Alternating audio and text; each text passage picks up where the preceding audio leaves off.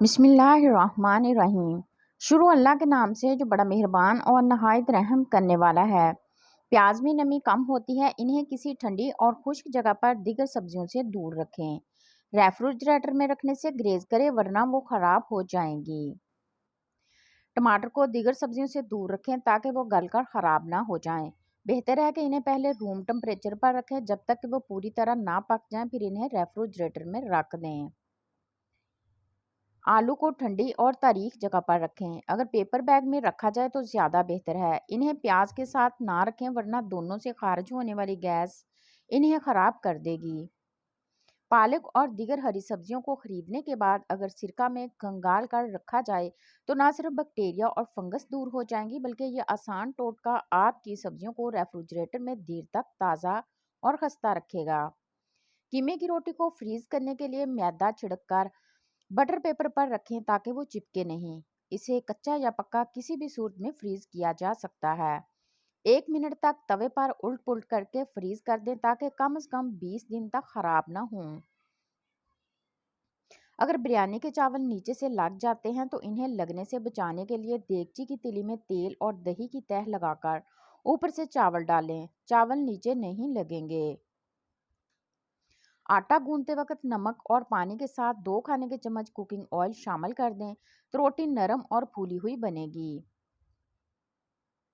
पराठों को फ्रीज करने के लिए पराठे को बेलकर दोनों तरफ तेल लगाकर बटर पेपर पर लगाएं। फिर इस पर दूसरा पराठा रखें और बटर पेपर लगाकर फ्रिज में रख दें। क्रीम या मलाई को खट्टा होने से बचाने के लिए इसमें थोड़ी सी चीनी शामिल करके ठंडी जगह पर रखें। इसका जायका नहीं बदलेगा। बंद गोभी पकाते वक्त इसकी बू पूरे घर में फैल जाती है। अगर गोभी पकाने के दौरान पैन में रोटी का एक टुकड़ा रख दें तो बू नहीं फैलेगी। सख्त पनीर को नरम करने के लिए कुछ देर नमक मिले गर्म पानी में रख दें। फिर सख्त पनीर जो है नरम हो जाएगा। पकौड़ों को नरम बनाने के लिए इसके अमेज़े में 2 चाय के चम्मच गर्म तेल शामिल करें। ग्रेवी से फालतू पानी खुश्क करने के लिए चाय के 2 चम्मच खसखस तवे पर हल्का सा भून लें। अब इसका पेस्ट बनाकर सालन में शामिल करें और हल्की आंच पर पका लें। सालन गाढ़ा हो जाएगा। सालन अगर पतला रह जाए तो इसमें 5 या 6 अदद काजू या बादाम का पेस्ट शामिल कर दें।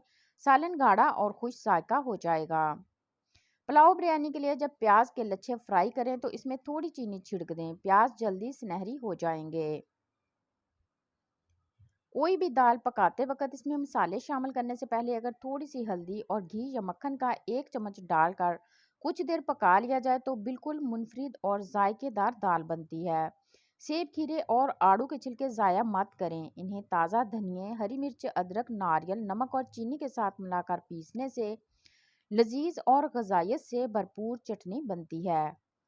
इसे दही में शामिल करके और रायता तैयार किया जा सकता है।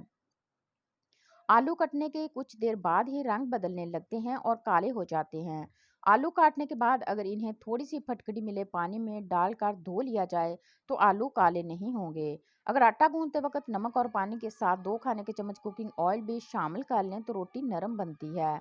एक प्याले में ठंडा पानी और 1 चाय का चम्मच नींबू का रस मिलाकर आधा घंटा बासी सलाद इसमें डुबो दें। फिर पानी फेंक दें और ताज़ा सलाद इस्तेमाल करें। खाने पकाते हुए जहरीली चीज़ का शक दूर करने के लिए वो चीज़ खाने से निकाल लें और आग में डालने से अगर नीले रंग के शोले निकलें तो खाना जहरीला होगा। चुकंदर को उबालकर गरम गरम निकालकर कागज़ पर मलने से सारा छिलका अच्छे तरीके से उतर जाता है और हाथ भी खराब नहीं होते। गुलदान में लगे फूलों में साबन के चंद टुकड़े, एस्प्रिन 1 अदद या लकड़ी के कोयले डालने से फूल तरोताज़ा रहते हैं और जल्दी नहीं मुरझाते। अरवी की लेस खत्म करने के लिए इसे काट कर नमक लगाकर 1 घंटे बाद सादा पानी से धो दें और फिर अरवी के पत्तों का सालन पकाने के लिए पहले इनको नमक ज़रूर लगाकर रख लें। इसके अलावा अरवी की लेस खत्म करने के लिए इस चूने या राख के पानी से धोना चाहिए और अरवी पर दही लगाकर तल लें, फिर गोश्त में डाल लें तो लेस खत्म हो जाती है। कागज़ का टुकड़ा या आटे की टिकिया सालन में डालने से सालन का नमक कम हो जाएगा। फलों पर नींबू का अर्क छिड़क देने से फल जो हैं काफ़ी अरसा तक ताज़ा रहते हैं। अल्मुनियम के बर्तन में इतना पानी डालें कि अंडे इसमें डूब जाएं। इसके बाद पानी उबालकर चूल्हे से नीचे उतार कर इसमें अंडे 5 से 7 मिनट तक रखें। बाद में अंडे निकाल कर नमक मिर्च लगाकर खाएं। प्याज और लहसुन की बू दूर करने के लिए हाथों को पहले आटे से मलकर और फिर नमक से मलकर धो लें, तो बू खत्म हो जाएगी। बैंगन या आलू काटते वक्त हाथों पर जामुनी रंग आ जाए तो नमक मलकर हाथ धोने से खत्म हो जाता है। प्याज को फ्राई करने से पहले अगर चंद मिनट के लिए दूध में भिगो लिया जाए तो प्याज खस्ता फ्राई होता है।